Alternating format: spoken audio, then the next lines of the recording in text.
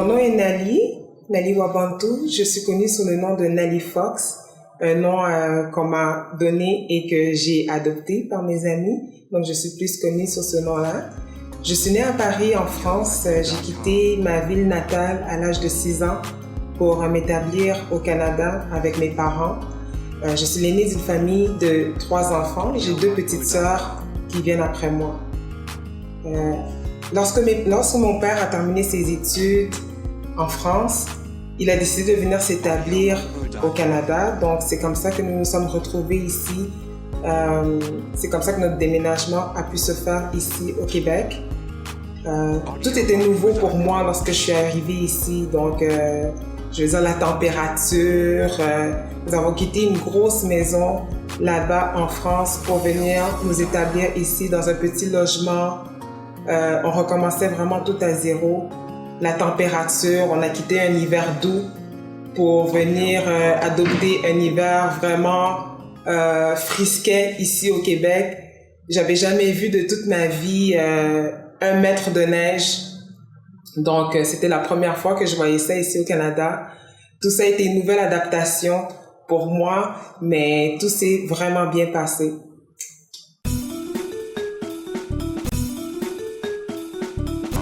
Après quelques mois, mon père m'a inscrit au primaire. Je suis rentrée, j'ai commencé la première année primaire ici. L'intégration ça s'est bien fait, ça s'est vraiment bien fait. C'est sûr que les premières journées, c'était pas évident. Imagine-toi, moi j'ai pas commencé en même temps que tout le monde. J'ai pas commencé au même moment que tous les élèves qui ont commencé en septembre. Moi je suis arrivée un peu plus tard, au mois de décembre. Donc tu imagines la petite noire qui fait son entrée dans la classe, les cheveux coiffés en antenne, tout attaché par derrière, par exemple, une chance. Mais tu fais ton entrée dans la classe, tu as 30 élèves devant toi, les yeux fixés devant vers le prof.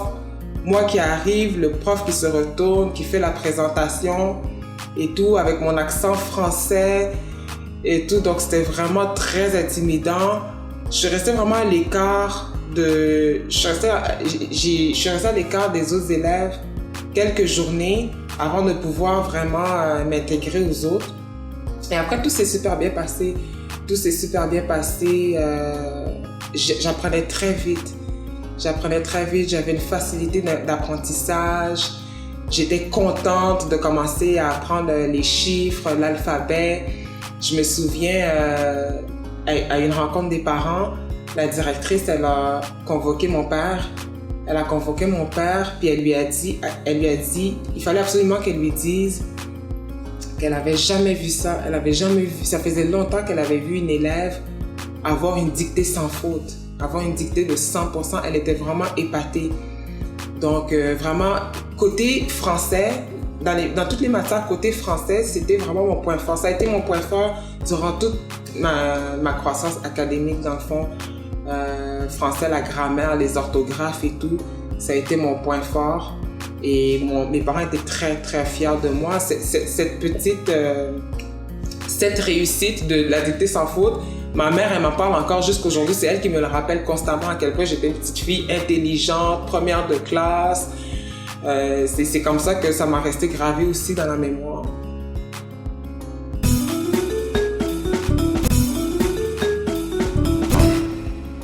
Ensuite de ça, regarde, moi, je viens d'une famille chrétienne.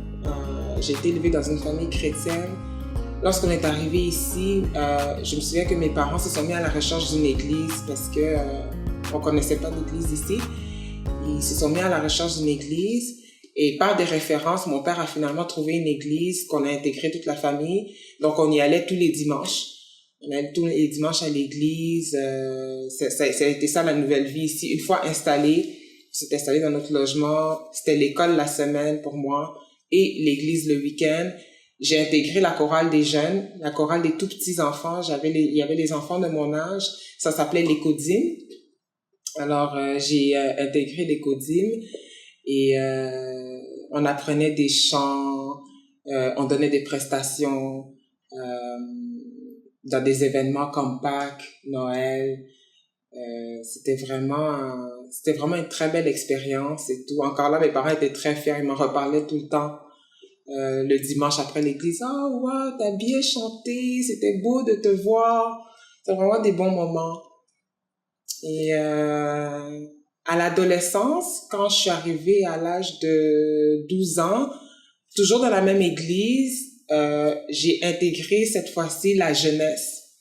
La jeunesse dans le même cadre que l'Écodim.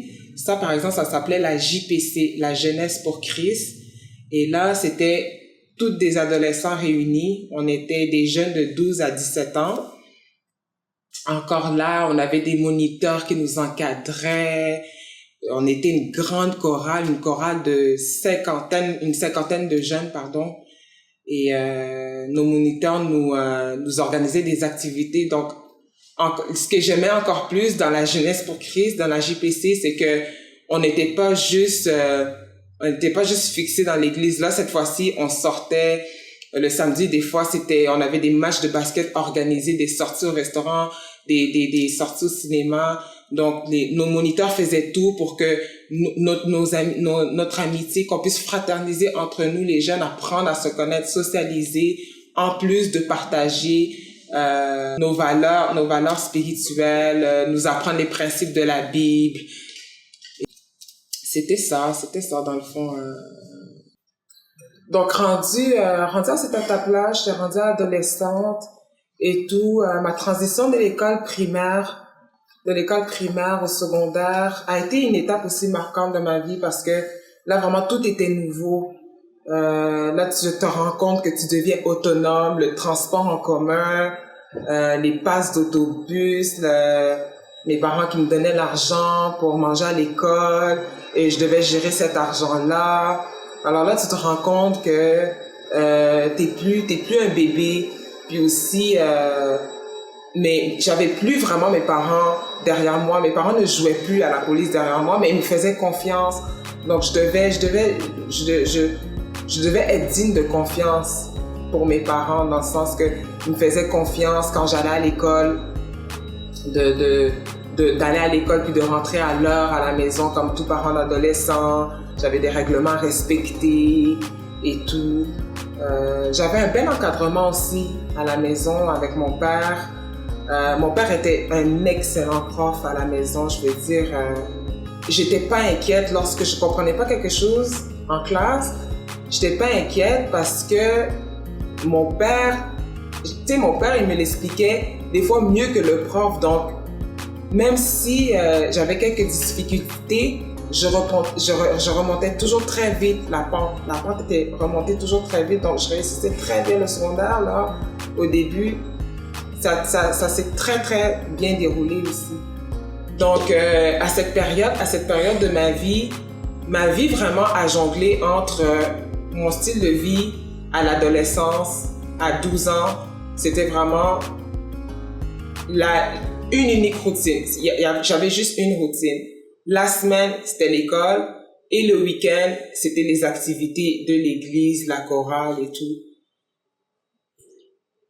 Contrairement au primaire, là, je suis devenue vraiment très sociable, très ouverte. Je veux dire, que ce soit avec la jeunesse à l'église, que ce soit avec les élèves à l'école, à chaque jour, j'avais une nouvelle amie. J'avais une nouvelle amie tout le temps. Je me faisais des amis. J'aimais ça être avec les gens. J'aimais beaucoup ça être avec les gens. Par contre, le domaine social a commencé à avoir un impact sur les autres domaines de ma vie. Dans le sens que ça a commencé à affecter, je veux dire, mon amitié avec mes amis a commencé à affecter un peu, comment je peux dire, l'atmosphère familiale à la maison, mes études. Ça se voyait que mon focus était un peu ailleurs. Ça, c'était vers l'âge de 14 ans. Et aussi, au même moment, mon père était moins à la maison. Il était dans le cadre de son travail, mon père était souvent parti. Donc, je restais seule.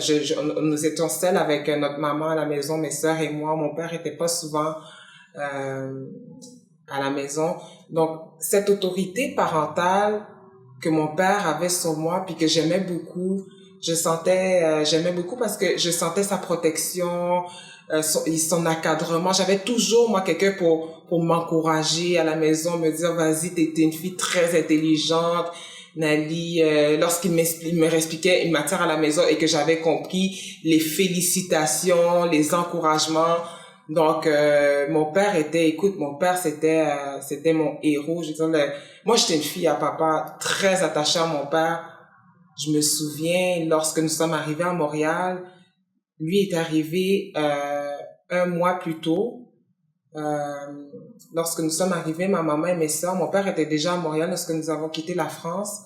Et lorsqu'il est venu nous chercher à l'aéroport, on l'attendait à la salle d'attente, ma mère et mes sœurs. Et moi, j'ai été la première à apercevoir mon père de loin. Je l'ai aperçu de loin.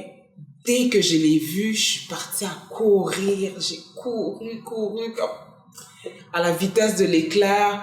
Puis lui, il m'a aperçu de loin aussi. Puis il était là, il a ouvert ses bras. Il m'attendait les bras grands ouverts.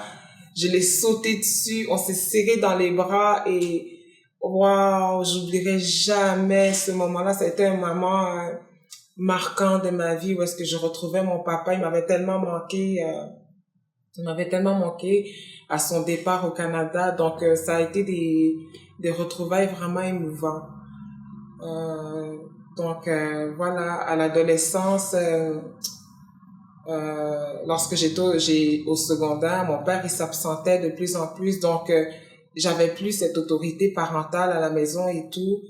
Euh, mais pas, au fait, plus mon père s'absentait, plus mes amis, ils prenaient de la place dans ma vie. C'est comme s'il y avait un vide qui se créait et parce que lorsque mon père s'absentait, d'ailleurs, quand il s'absentait, je me souviens, c'était des moments difficiles pour moi parce que je pleurais beaucoup. Quand il devait partir, il nous rassemblait tout le monde dans le salon à la maison, puis il nous disait, bon, ben, je vais quitter, je vais partir, je vais être en déplacement pour quelques semaines, quelques mois. Et je lui demandais tout le temps, mais papa, tu reviens quand? C'est pour quand? Et tout. Je me souviens que ça me faisait tout le temps. J'avais toujours une grande peine lorsque mon papa partait, lorsque mon papa devait partir lorsqu'il devait se déplacer, ça créait ça a tout le temps eu un effet, un effet sur moi. Donc, c'est ça. Au début, c'était des déplacements de quelques jours. Ensuite, ça a été des déplacements de quelques semaines. Et ensuite, ça a été des déplacements de plusieurs mois. Donc, j'ai commencé à vraiment ressentir un grand vide. Mon papa me manquait beaucoup lorsqu'il partait des longues semaines comme ça.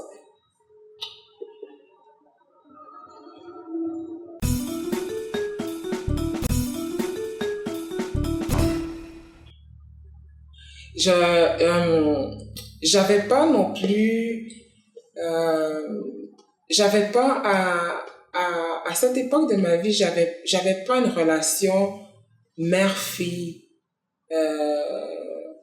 J'avais pas une relation mère-fille dans le sens que ma mère était une personne très engagée dans les activités de l'église.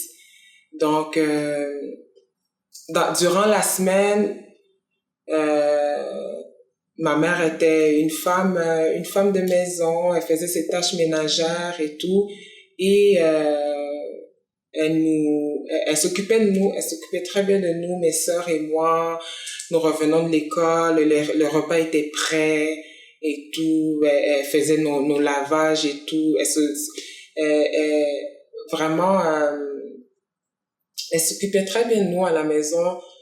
Et pendant la semaine et le week-end, comme c'était une femme très engagée aussi, elle avait intégré à l'église la chorale des mères. Et donc, le samedi aussi, elle avait ses répétitions et tout. Et le dimanche aussi, ils donnaient leurs prestations à l'église. Donc, c'est ça. Ma mère, au fait, elle était très engagée à l'église. Donc, j'avais pas vraiment de relation. À part ça, j'avais pas vraiment de relation avec ma mère. Une relation mère-fille. J'étais pas ouverte. J'étais pas ouverte avec ma maman. Et c'est sûr que étant au secondaire, étant entourée de jeunes, là, je veux dire, je suis tombée, c'est sûr, comme tout le monde, dans l'influence des amis. Je suis tombée dans l'influence des amis et tout. Donc, mon père, lorsqu'il était absent à la maison, il s'assurait pareil à longue distance que tout fonctionnait bien à la maison. Donc, il passait souvent des coups de fil à la maison pour nous parler, prendre de nos nouvelles, mes sœurs et moi et tout. Donc, il voulait s'assurer que tout allait bien quand même. Donc, il maintenait son autorité parentale, mais cette fois-ci, c'était à distance. C'était les appels et tout. Et durant ce temps, euh, j'avais une maman pas mal stricte, dans le sens que on n'avait pas vraiment la liberté de jouer dehors avec nos amis, de parler au téléphone et tout. Donc, ma mère était vraiment stricte, c'était vraiment... on rentrait à la maison, après l'école, on mangeait, on faisait nos devoirs, puis on se couchait. Ça, c'était pendant la semaine. Et le samedi, ben, c'était les pratiques. Tout le monde allait chacun à sa pratique et tout. Et le dimanche, c'était l'église. Après l'église, ben, on rentre à la maison, on est fatigué. C'est le repas, puis le dodo. Donc, j'ai commencé, non seulement le départ de mon père a créé un vide en moi, mais j'ai commencé à tomber dans l'ennui de ma routine. Donc, voyant que mes amis, moi, au secondaire, eux, ils pouvaient sortir. Tu sais, après l'école, les autres, ils pouvaient sortir, ils pouvaient aller se promener dans les centres d'achat et tout. Eux autres, moi, en tout cas, moi, mes amis que j'avais, leurs parents leur donnaient la permission d'aller se promener et tout. Ils pouvaient s'appeler le soir, puis après l'école, rentrer à la maison et se retrouver ensemble dans le parc et tout. Mais moi, c'était non. Moi, c'était non. Même quand je le demandais à ma mère, c'était comme non. Tu rentres à la maison. Dès que l'école est terminée, à 3h15, l'école est terminée. À 3h30, tu dois être à la maison. Et non, il n'y a pas de sortie. Il n'y a pas de sortie pour toi. Donc, c'est sûr que moi, ça me révoltait. Je me disais, ben, pourquoi mes amis ont le droit, puis moi, j'ai pas le droit? Donc, j'ai commencé, et c'est à partir de là que ma relation avec ma mère a dégénéré. Je peux dire que là, elle a dégénéré parce que je commençais à l'affronter. Là, ça s'était rendu, ben, pourquoi mes amis ont le droit, puis pourquoi moi, j'ai pas le droit? Donc, ma mère, elle en faisait mention aussi à mon père qui n'était pas là. Et lui, il prenait des mesures encore plus sévères avec moi. Donc, j'avais plus de communication avec lui. C'était plus la communication dans le sens que pour me corriger, c'était plus avec la communication verbale. Ça a été avec la communication physique. Et tout. Et c'est sûr que moi, durant l'absence de mon père, étant donné que c'était l'autorité parentale, moi j'en profitais. Je me disais que ben tu sais papa est pas là, donc j'étirais mes sorties à l'école. L'école finissait à 3h. Donc, je rentrais plus à la maison à 3h30. Papa est pas là. Donc, j'étirais un peu. Je commençais à rentrer à 4h, après à 5h, après à 6h. C'est sûr que ma mère ne se réjouissait pas de ça. Mais bof, pour moi, étant donné que moi, de toute façon, la réponse était tout le temps non. Ali, t'as pas le droit d'aller te promener avec tes amis puis tout. La réponse était tout le temps non. Ben moi, dans ma tête, ça a fait comme, mais de toute façon, même si je demande la permission, ça va être non. Donc, je le faisais pareil, puis j'assumais pareil les conséquences qui étaient, ben, la ceinture, les coups et tout. Donc, je peux dire vraiment qu'à l'âge de 14 ans, ma relation avec mes parents, elle a vraiment dégénéré. Un, par l'absence de mon père. Deux, par les influences extérieures, mes amis qui ont pris beaucoup de place dans ma vie. Et 3, ben, mes résultats scolaires qui ont littéralement chuté. Je suis partie de excellente à... excellente à... mes notes ont chuté. Mes notes ont chuté. Tous ces effets de ma vie, ma relation familiale a eu de l'impact. Bon, c'est ça. Ma relation familiale a eu de l'impact sur mes résultats scolaires. Donc, voilà, pour cette partie-là. Et qu'est-ce qui se passait aussi, c'est que lorsque mon père n'était pas à la maison et que n'était plus souvent à la maison, il était rarement à la maison, lorsqu'il revenait, ma mère lui donnait les comptes rendus de comment je m'étais comportée lors de son absence et tout. Et je devais m'expliquer à mon père. Au fait, mon père m'appelait, puis là il me demandait de rendre les comptes. Pourquoi cette journée-là t'as pas respecté lors d'entrer à la maison? Pourquoi cette journée-là t'as fait ci, t'as fait ça? Et c'est ça, je m'expliquais avec lui et tout. Mais au fait, je prenais pas le temps de m'expliquer que avec mon père, la colère se dégénérait vraiment vite. Je veux dire, il y avait plus de communication. La communication était physique. J'avais à peine le temps d'ouvrir la bouche que il y avait déjà 5 baffes qui étaient parties et tout. Donc, ça a été comme ça. Durant mon adolescence, durant son absence et tout. Et avec ma mère aussi pas mal, ça a été la même situation aussi.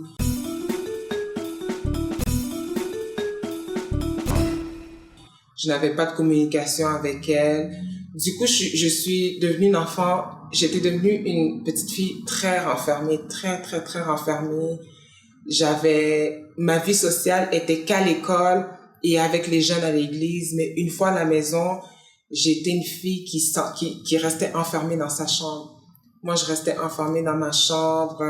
Ma chambre chez mes parents était rendue mon appartement chez mes parents. J'étais dans ma chambre. J'allais rarement m'installer avec ma mère puis mes sœurs dans le salon, regarder la télé. Je socialisais très rarement. Avec mes petites sœurs, oui. Mes petites sœurs ont toujours été mes meilleures amies. Je suis restée jusqu'aujourd'hui. Mes petites sœurs, écoute, je suis très attachée à mes petites sœurs. Mais avec mes parents, vraiment, j'avais plus il y a comme quelque chose qui s'est coupé. À l'adolescence, dans ma relation avec mes parents, il y a quelque chose qui s'est coupé. Il y a comme quelque chose qui s'est détaché.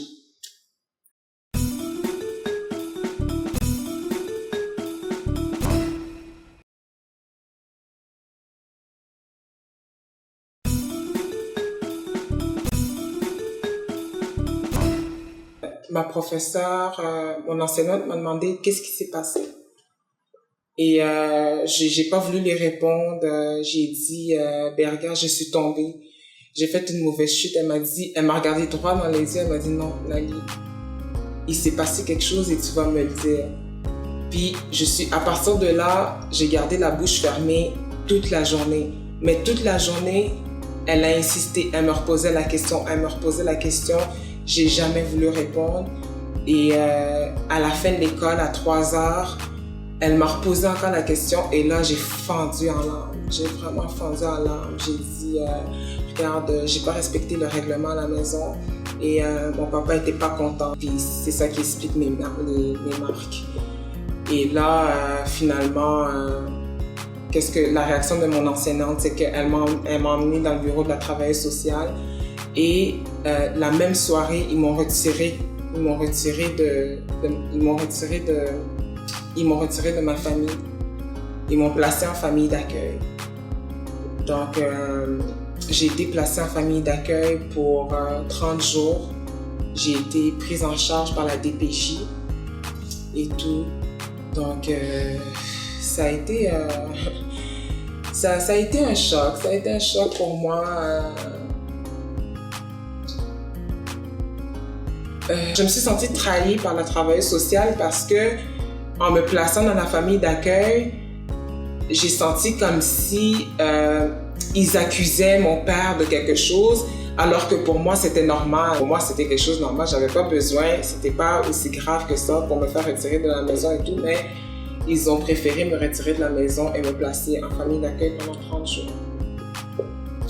Donc, après cette situation, après avoir passé mes 30 jours dans la famille d'accueil, je suis retournée à la maison.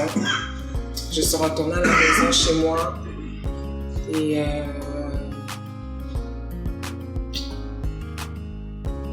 à partir de ce moment-là, je n'ai plus jamais été la même. Je n'ai plus jamais été la même. L'amour que j'avais pour mes parents s'est transformé en haine. En haine parce que je me disais comment ils pouvaient me traiter ainsi.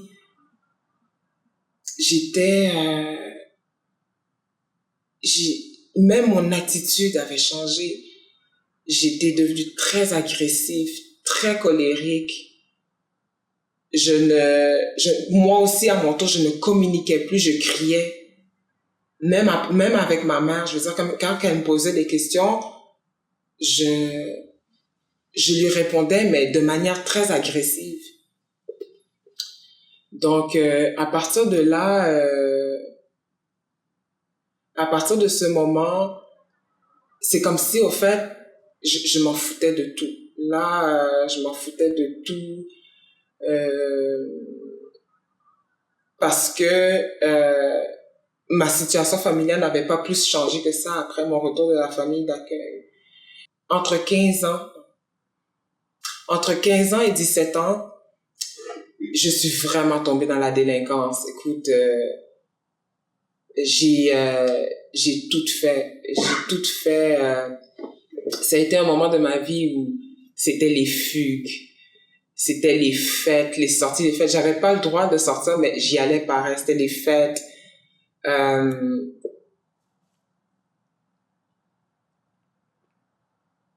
J'ai fait pas mal de mauvais coups. J'ai fait pas mal de mauvais coups de 15 à 17 ans. Et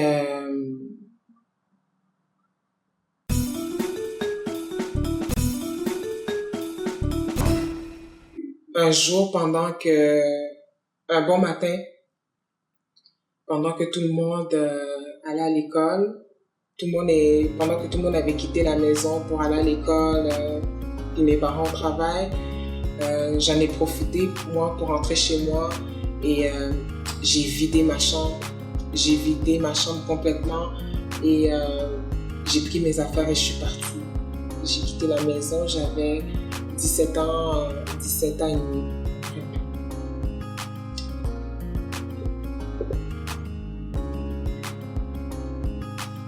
J'avais une petite amie que j'avais rencontrée, on se fréquentait et tout. Et lui, il habitait seul. Il avait son appartement seul et tout. Donc, à 17 ans, lorsque moi j'ai quitté la maison, lorsque j'ai quitté la maison, j'avais pas grande option. Je savais pas, dans le fond, j'ai quitté par peur et par aussi, j'étais plus bien de vivre dans cette situation-là, dans cette confrontation avec mes parents. J'étais plus bien de vivre dans cette atmosphère, donc j'ai préféré partir. Et j'avais mon petit ami qui, lui, habitait seul. Et donc, il a accepté que je vienne. Il a accepté de me prendre avec lui. Donc, à ce moment-là, je suis partie avec lui.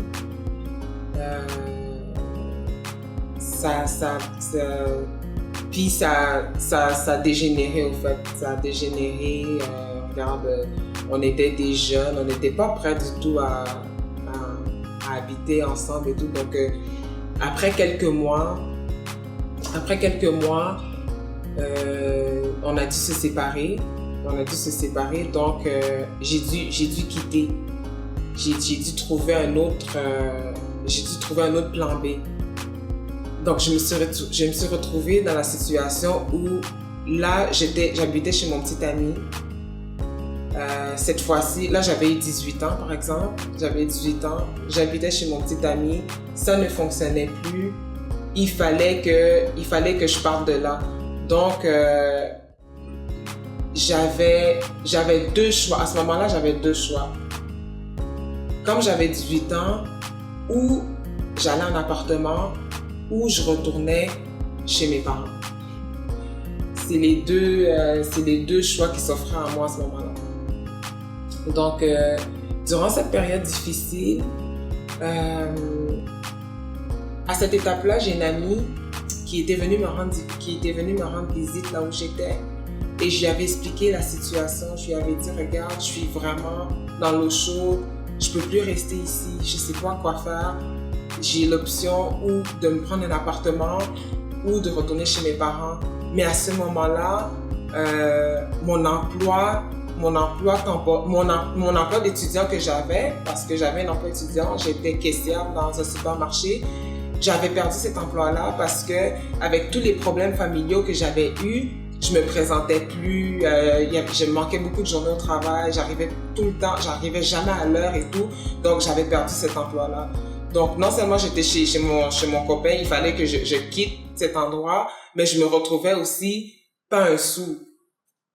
Donc j'en ai parlé à ma copine et tout, j'ai dit regarde, je suis dans l'eau chaude, je sais pas quoi faire, il faut que je parte de cet endroit, mais écoute, retourner chez mes parents, écoute, je suis partie. Lorsque j'ai quitté chez mes parents à 17 ans, j'ai plus jamais fait signe de vie. Donc, mes parents étaient à ma recherche, mes parents me cherchaient partout. Je savais qu'ils me cherchaient parce que j'avais gardé contact avec mes petites sœurs. Je les appelais tout le temps pour prendre de leurs nouvelles et tout. Et elles me le disaient, ben là, papa et maman te cherchent partout. Donc, t'as intérêt à rentrer à la maison parce que tout le monde te cherche et tout. Papa est vraiment pas content, donc on te conseille de vraiment rentrer à la maison. Donc, c'était pas rassurant pour moi. C'était pas rassurant pour moi de savoir que mes parents étaient pas contents, me cherchaient partout. Ça me poussait pas à rentrer à la maison parce que pour moi, le pire m'attendait encore en rentrant. Donc, j'en ai discuté avec ma copine. Et je lui ai dit, regarde, qu'est-ce que je fais? Je vais pas rentrer à la maison, écoute. Mon père m'a déjà mis à genoux toute une nuit parce que je suis rentrée un peu plus tard à la maison. Là, je suis pas rentrée pendant des mois. Qu'est-ce qui m'attend? Il va me trancher la gorge. Donc, non, là, c'est la peur qui a pris. La peur a pris c'est la peur la peur s'est emparée de moi. Donc, l'option de rentrer chez mes parents, c'était non. Je retourne pas là-bas. Donc, il me restait une option, c'était d'aller en appartement. Mais là, je dis à ma copine, comment je vais aller en appartement? J'ai pas $1. J'ai pas les moyens financiers pour me payer un loyer. Donc, ma copine, elle me dit, ben, regarde, moi, je connais un moyen où est-ce que tu peux pouvoir faire beaucoup d'argent. J'ai dit, hein? Ah ouais, c'est quoi? Elle dit, ben, regarde, moi, tu sais, je le fais et tout. Et j'ai dit, ok, mais tu fais quoi? C'est quoi? J'étais dans l'excitation, ok, un moyen de faire beaucoup d'argent. Elle dit, ben, regarde, va dans les bars de danseuses. J'ai dit, hein? Elle dit, ben oui, dans les bars de danseuses, écoute, regarde, moi, j'ai commencé il y a pas longtemps, puis regarde, en une soirée, tu peux te faire $300-400. J'ai dit, oh non, jamais. J'ai dit, ça, c'est signer la mort. J'ai dit, si mes parents, fallait qu'ils apprennent que je suis rendue dans les bars de danseuses, j'ai dit, ça, c'est signer la mort. J'ai dit, non. Ça, c'est pas fait pour moi. Donc, elle m'a dit, ok, ben regarde, moi, c'était une option avec ça. Regarde, c'est sûr que tu n'auras pas de problème de loyer et tout, tu n'aurais pas de misère. Donc, elle m'a laissé sur ça et elle s'est en allée. Et je me souviens quand cette journée-là, en s'en allant, j'étais déjà dans le pétrin et tout. Donc, en s'en allant, elle m'a laissé un billet de 100. Elle s'est en allée puis elle m'a dit, tiens, tu sais quoi, Lali, tu sais, je te laisse l'argent pour manger, tiens. Fait que moi, j'étais vraiment toute impressionnée. Je dis, mon Dieu, elle me laisse un billet comme ça, de 100 et tout. Donc, Elle m'a laissé comme ça la nuit. La nuit, j'ai pris le temps de réfléchir à cette situation. J'ai dit, mon Dieu, j'ai dit, qu'est-ce que je fais? Et là, je me suis dit, écoute, mon ami m'a suggéré d'aller danser puis tout. C'est sûr que ça serait non. J'ai dit, mais après, je me suis dit, hein, mais si elle est capable de le faire, pourquoi je ne le ferais pas? Je vais essayer. Donc, le lendemain, je la rappelle, puis j'ai dit, tu sais quoi? Regarde, j'ai pas le choix, j'ai plus rien, j'ai rien à perdre, let's go. Je vais aller essayer avec toi. Elle me dit, ah oui, je dis oui, je vais essayer avec toi, amène-moi une soirée, puis je vais voir qu'est-ce que ça donne. Fait que le lendemain, elle vient me chercher et tout.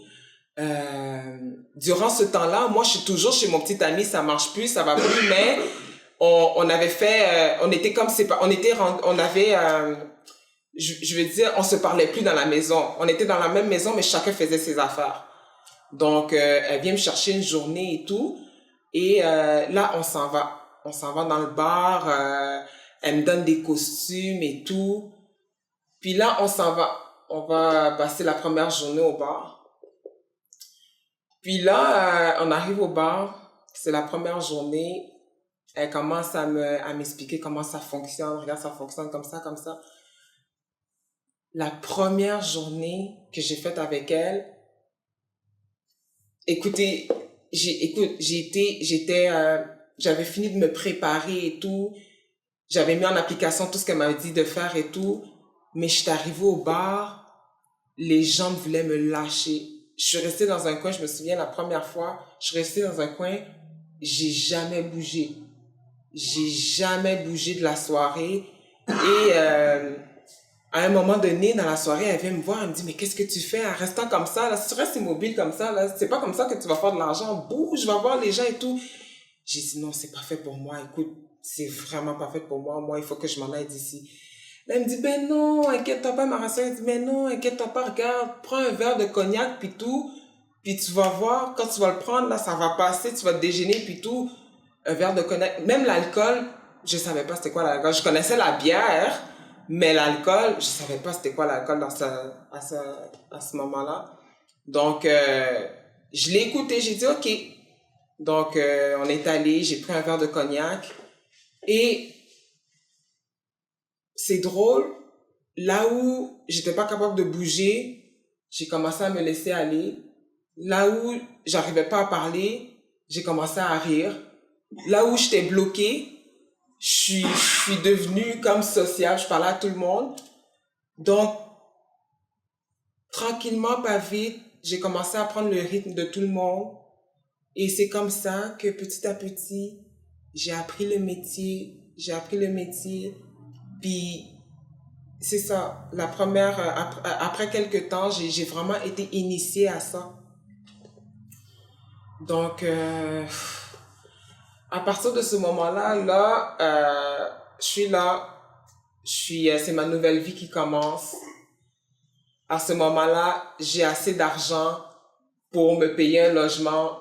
La semaine d'après, j'ai pu prendre mon appartement, j'ai pu payer mon loyer. Là maintenant, je me sentais autonome, indépendante. La vie commençait pour moi. Je me sentais au sommet, je veux dire, la liberté. C'était la liberté totale. Mais ça a été intérieurement, ça a été le début d'une descente aux enfers.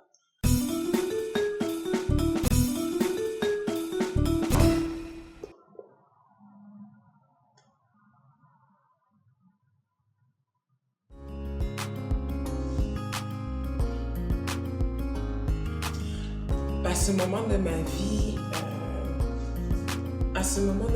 vraiment, j'étais très éloignée de ma famille. Personne n'était au courant de ce que je faisais parce que, d'abord, je ne le faisais pas à Montréal. Lorsque j'allais travailler, je partais en dehors de Montréal. Donc, je partais une semaine et je revenais. Donc, personne n'était au courant de mon style de vie. Au fait,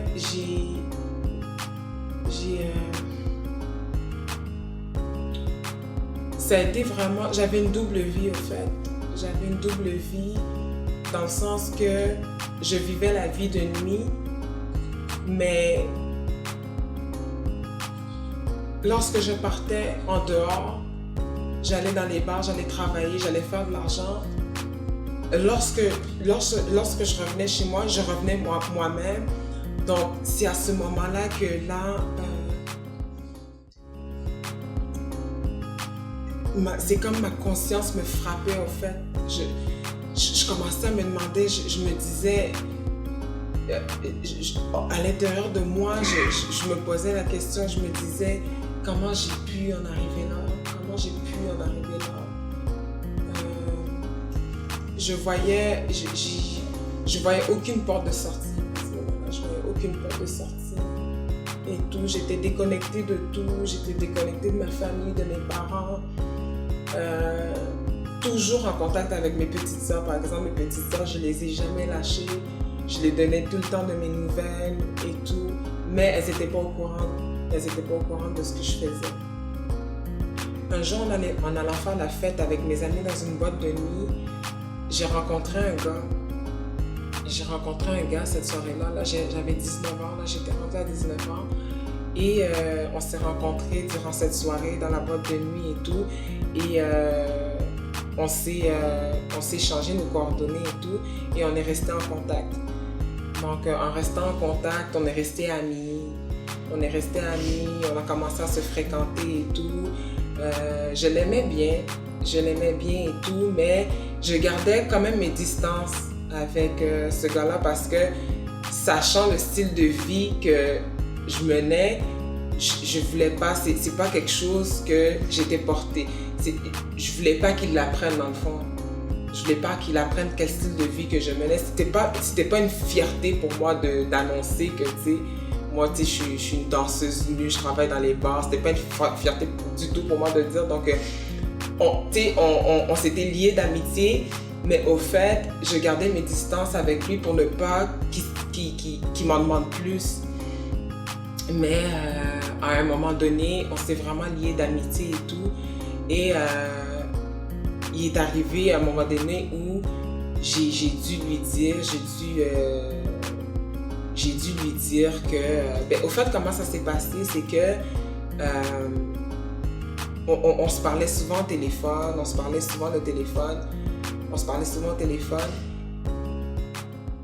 Et il m'a jamais vraiment demandé. Il m'a jamais vraiment demandé ce que je faisais dans la vie. Mais lorsqu'il m'appelait au téléphone, des fois ça tombait qu'il m'appelait et j'étais pas à Montréal. Donc il m'appelait, il me disait, ah, allô Nali, comment ça va? Je disais, ça va bien et tout. T'es où? Ben, je suis pas à Montréal, je suis en dehors de Montréal, je reviens dans quelques jours. Il disait, ah, ok, ben, je voulais prendre de tes nouvelles et tout. Et, tu sais, dans le milieu, on se connaît un peu dans le milieu et tout, dans le milieu des bars. Je savais qu'on lui avait dit ce que je faisais, mais j'étais pas capable encore de lui avouer de moi-même qu'est-ce que je faisais. Mais, puis j'avais aussi cette peur de lui dire parce que je me sentais bien avec lui. On était vraiment des bons amis et tout. C'était quelqu'un qui me mettait à l'aise,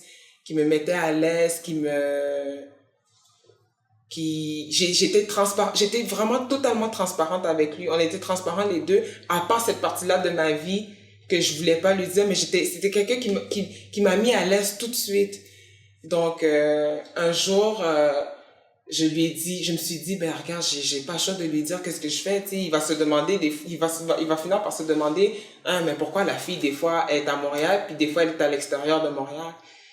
Donc, puis un jour, je me suis dit, regarde, j'ai rien à perdre, là, au pire, je vais lui dire, puis, tu sais, s'il est pas content, puis tout, ben, regarde, tu sais, on va se séparer là, puis, c'est tout, ça va finir là et tout. Donc, un jour, je lui ai dit, un jour, en étant à l'extérieur, j'ai dit, ben, regarde, moi, je suis au travail et tout, puis, c'est ça que je fais dans la vie.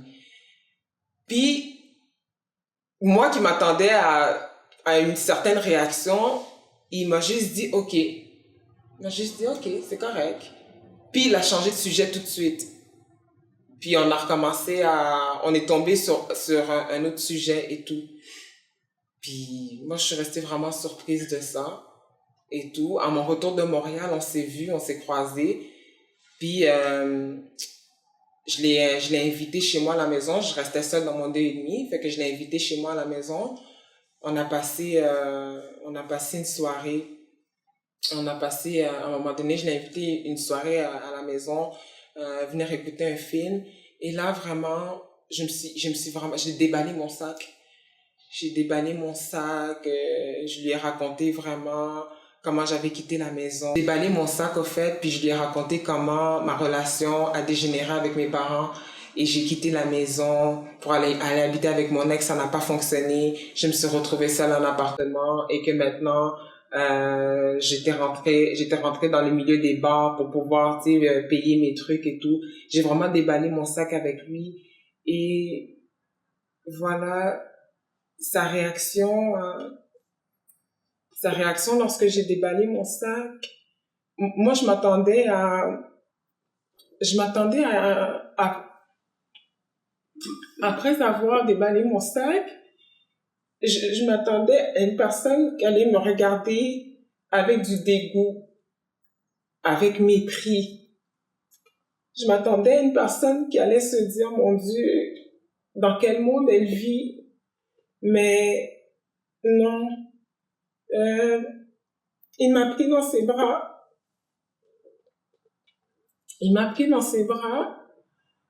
Et je suis tombée en sanglots dans ses bras. Et j'ai eu une drôle d'émotion. Pendant que j'étais dans ses bras, j'ai eu une drôle d'émotion parce que j'ai ressenti, tout d'un coup, j'ai ressenti le manque d'affection paternelle. Le manque d'affection paternelle qui m'avait manqué durant toute mon adolescence. D'avoir mon père qui me serre dans les bras de cette façon. D'avoir mon père qui me serre dans les bras, en disant tout va bien aller. Et j'ai ressenti ça lorsqu'il m'a pris dans ses bras et ce n'était pas mon papa. Donc, cette émotion est venue comme un flash. J'ai eu comme un manque, j'ai ressenti comme un manque d'affection paternelle, mais ça a été comme un flash. Ensuite, je me suis retirée et tout, et la soirée a continué, on a regardé un film et tout. Donc, c'est comme ça que ma relation avec ce gars-là a continué.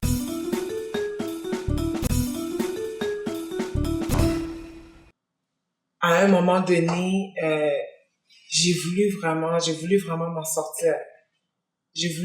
sortir. Mais je voyais pas de porte de secours. Vous savez, c'est un milieu, le monde des bars, c'est un milieu facile d'entrer, mais très difficile d'en sortir. Et au même moment, j'ai ma petite sœur qui avait intégré une nouvelle église MCI, une nouvelle église qui s'appelle MCI Canada à Montréal. Elle venait d'intégrer cette église-là et elle m'en parlait beaucoup. Elle me disait, Nelly, je viens d'intégrer une nouvelle église, c'est vraiment bien, c'est vraiment sympa, tu devrais venir faire un tour et tout. Mais à ce moment-là, j'étais pas prête du tout parce que je savais le style de vie que je menais. Je savais que les églises n'étaient pas faites pour les gens comme moi. J'étais pas en état d'aller à l'église et tout. Mais elle m'en parlait souvent. Elle revenait souvent là-dessus. Chaque fois que je l'en parlais, elle revenait souvent là-dessus et tout. J'ai fini par accepter l'invitation de ma sœur qui m'a invitée à l'église. J'ai fait l'appel au salut cette journée-là. Et ça restait comme ça. Je suis rentrée à la maison et tout. Mais j'ai senti une paix en moi. Il y a quelque chose qui avait changé. Cette journée-là. Donc, en rentrant à la maison cette journée-là, je suis tombée complètement en sanglots dans ma chambre. Je me souviens encore comme si c'était hier. Je me suis placée dans un coin dans ma chambre. J'ai dit, Seigneur, je ne sais pas comment prier. Je ne sais pas comment te parler. Je ne sais pas comment je dois m'adresser à toi. Mais Seigneur, je ne peux plus vivre dans cette situation-là. Si tu existes vraiment, sors-moi de cette situation-là. Sors-moi de cette situation-là. Je ne peux plus vivre de cette sorte-là. Et je suis tombée en sanglots. Après avoir prononcé ces paroles seule dans ma chambre, je suis tombée en sanglots. Et après ça, après avoir tombé en sanglots, je me suis endormie. Le lendemain, quand je me suis réveillée, j'ai pris un sac avec tous mes accessoires des bars. Avec tous mes accessoires du bar, les costumes, les chaussures, j'ai tout mis ça dans un sac poubelle et j'ai jeté ça dans les évidenges. J'ai jeté ça dans les évidenges et tout. Et j'ai dit, regarde Seigneur, je ne sais pas comment je vais faire maintenant. J'ai plus rien, j'ai plus d'accessoires. Donc, en faisant cet acte-là, il y avait plus rien qui me retenait à ça. Il y avait plus rien, je veux dire, j'avais plus quelque chose qui pouvait me dire que j'ai les accessoires, donc je peux retourner n'importe quand. En m'en débarrassant, c'est comme si j'avais coupé comme un lien qui me rattachait encore à ça. Donc je me suis débarrassée de tout ça et tout. Et c'est à partir de ce moment-là que j'ai vécu une transformation dans ma vie. Par après, je suis retournée à la même église. Je suis retournée à la même église et tout. Et une journée, là-bas, ils ont parlé... Une journée où est-ce que je suis retournée à l'église, il y a eu une annonce spéciale. Ils ont parlé de la rencontre avec Dieu. Donc, c'était une retraite qui donnait pour femmes, une retraite qui donnait juste pour les femmes, une retraite d'un week-end où il fallait s'inscrire. Et je me suis sentie interpellée à cette retraite pour les femmes. Et je me sentais tellement interpellée que je me suis inscrite tout de suite à cette retraite pour femmes. Donc, en allant à cette retraite pour femmes, ça a été une retraite de 2 jours et ça a été un des moments les plus intenses que j'ai vécu de toute ma vie. En fait, cette retraite-là, ça a été comme un face-à-face avec Dieu. Je veux dire, j'ai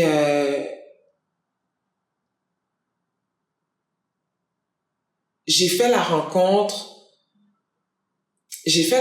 de Jésus-Christ. J'ai fait la rencontre de Jésus-Christ à cette retraite-là. Et j'avais déjà entendu parler de Jésus lorsque j'étais plus jeune, lorsque je fréquentais la chorale de la jeunesse, la chorale des Codimes et la jeunesse. J'avais entendu parler de Jésus, mais j'avais jamais eu une relation avec lui. Et à cette retraite-là, j'ai connu Jésus d'une autre manière. Je l'ai accepté comme mon Seigneur et Sauveur personnel de ma vie.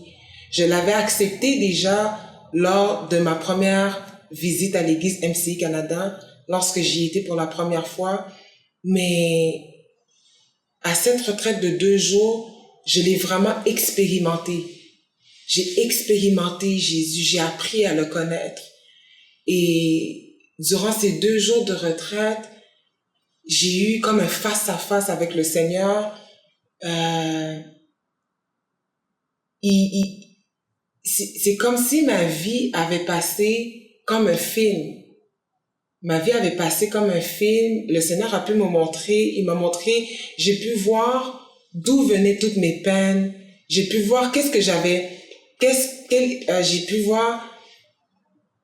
j'ai pu voir quelles ont été les conséquences de mes actions. Et tout, j'ai appris tout ça au travers de cette retraite. Et il y a eu un moment aussi dans cette retraite où ça concernait la guérison intérieure. Ça concernait la guérison intérieure, le pardon. Et c'est là, c'est à ce moment-là,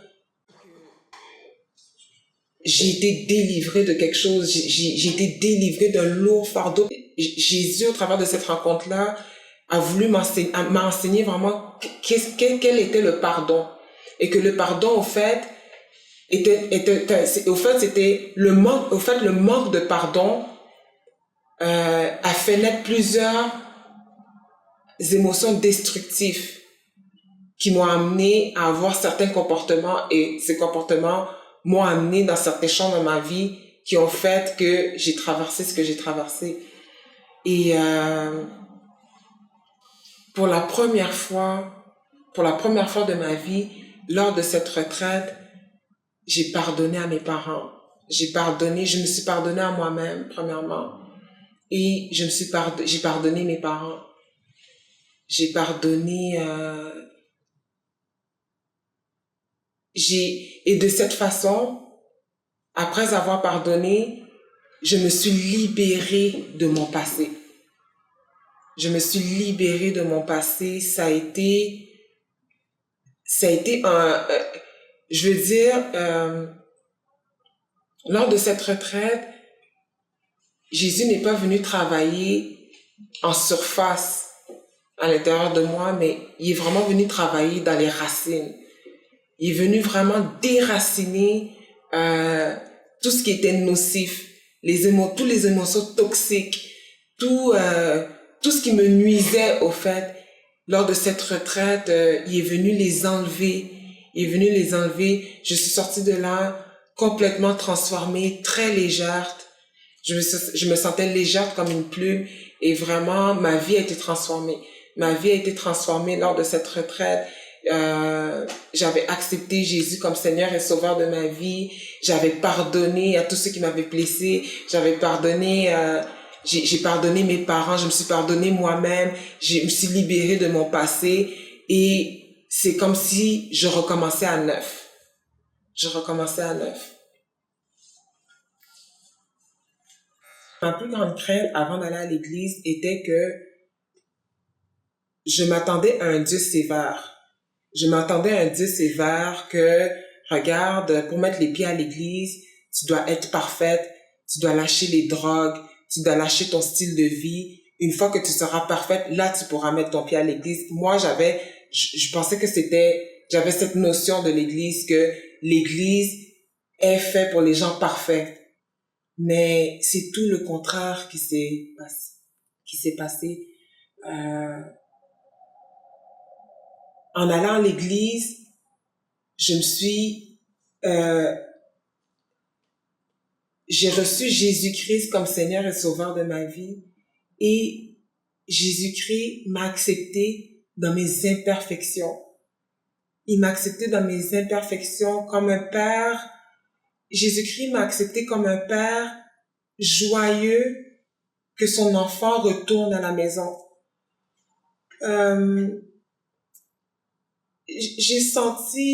J'avais jamais ressenti un tel amour. Jésus est venu remplir un vide. Il est venu remplir un vide à l'intérieur de moi. Écoutez, moi qui pensais que l'église était pour les gens parfaits, lorsque j'ai commencé à aller à l'église, j'ai pas instantanément lâché les drogues. Au début, lorsque j'allais à l'église, je fumais encore. Ça m'arrivait mais je me sentais acceptée par le Seigneur. Je sentais son amour. Je l'ai senti m'accepter dans mes imperfections.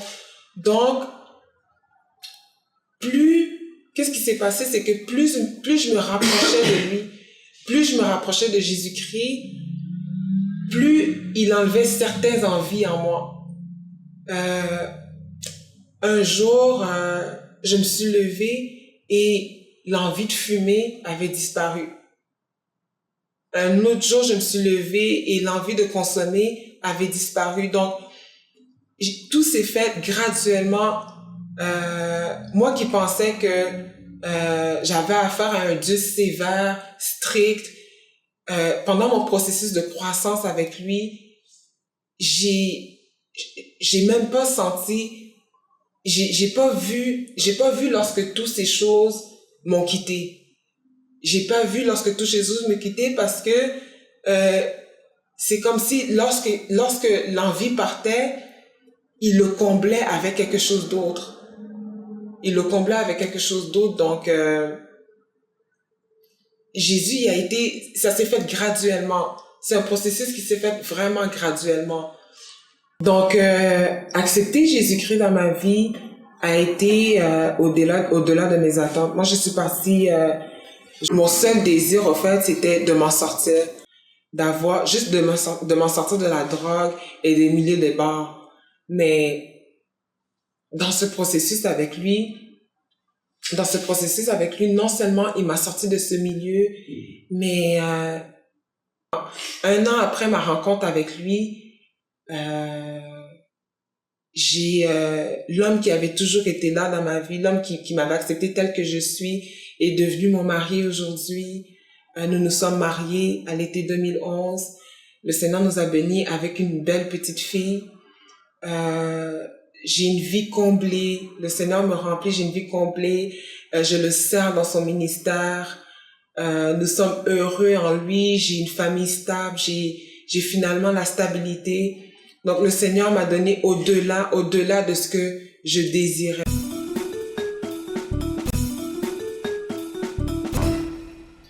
Pour toutes les femmes qui vivaient encore dans votre passé, votre professeur vous a dit que vous n'avez pas les capacités. Votre conjoint vous a abandonné vous disant que vous ne valez pas encore la peine. Des parents ayant prononcé des paroles blessantes sur vous, vous ne réussirez jamais. Vous êtes la honte de la famille. Vous êtes encore prisonnière de ces paroles blessantes. Vous êtes encore prisonnière de ces paroles négatives qui affectent encore votre vie aujourd'hui. Écoutez, j'ai été dans le monde de la drogue et de la nuit pendant 6 ans de ma vie et rien ne pourra jamais changer ça. Mais comprenez que le sang de Jésus ne vous donne pas une amnésie, une perte de mémoire. Le sang de Jésus vous donne une vie au-delà de votre passé. Aujourd'hui, à 30 ans, c'est pas mon passé qui va changer. De 15 à 24 ans, 9 ans dans la délinquance par excellence. Mais 21 ans de ma vie, j'ai mené une vie sans être délinquante. Alors pourquoi je laisserais 9 ans de ma vie dominer sur mon parcours et ma destinée alors que j'ai vécu 21 ans comme une personne ordinaire? Si vous êtes encore aux prises avec votre passé, des échecs, des blessures émotionnelles, ne les laissez pas dominer sur les circonstances de votre vie. Ne les laissez pas devenir plus grands que ce que Jésus a fait pour vous. Car ce qu'il a accompli pour vous est infiniment plus grand qu'aucune autre personne a fait pour vous sur cette terre. Le prix qu'il a payé pour vous est immense. J'ai laissé ces sentiments destructeurs dicter ma vie pendant des années. Mais lorsque j'ai commencé à méditer la Bible, ce journal intime que le Créateur a laissé pour moi, Dieu m'a dit, avant que tu ne sois formé dans le ventre de ta mère, je te connaissais déjà. Je ne t'ai pas créé pour être une victime. Construis ta vie autour de ma parole et non autour de tes circonstances. Tel que tu es, viens à Jésus. Jésus-Christ est la solution. Tel que tu es, Dieu est amour, il t'accepte tel que tu es. Viens à lui avec ta peine, avec les addictions, avec les problèmes. Dieu est là, il va faire de ta peine un gain. Il va faire de ton gâchis un témoignage, un message. Et ne rate pas cette occasion de l'accepter comme ton Seigneur et Sauveur parce que il va faire la différence dans ta vie. Et Jésus attend cela de toi. Jésus veut avoir cette relation personnelle avec toi. C'est pas un être, c'est pas, il est accessible, il se tient là tout près de toi, il t'ouvre son cœur. Donc, Jésus n'est pas venu pour les gens parfaits. Il est venu pour les gens imparfaits. Donc, viens à lui tel que tu es. Viens à lui et fais-lui confiance pour ta vie, car, comme il l'a promis, il connaît les projets qu'il a pour toi et ce sont des projets de paix et de bonheur. Que Dieu te bénisse.